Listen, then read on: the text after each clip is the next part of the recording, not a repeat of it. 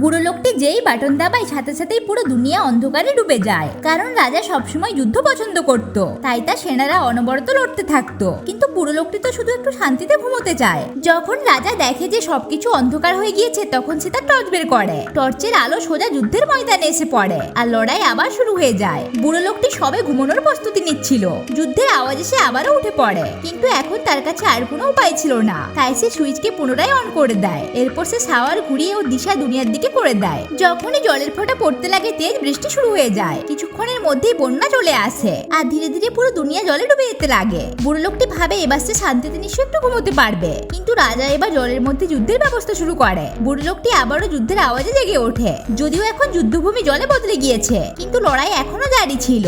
এটা দেখে বুড়ো লোকটি একটা চেন টানার চেষ্টা করে আর প্লাগ টেনে দেয়, যার কারণে বন্যার জল দ্রুত কমে যায়। কিন্তু সেনারা তবুও যুদ্ধ থামায় না, তারা আবার মাঠে লড়তে শুরু করে। রাজাও তাদের থামার আদেশ দেয় না আর তারা লড়তেই থাকে। এরপর বুড়ো লোকটির মাথায় একটা আইডিয়া আসে আর সে রাজ্যের মাঝখানে একটা স্টেডিয়াম বানিয়ে দেয়। তো বন্ধুরা, এরপর কি হতে চলেছে দেখার জন্য লাইক করুন।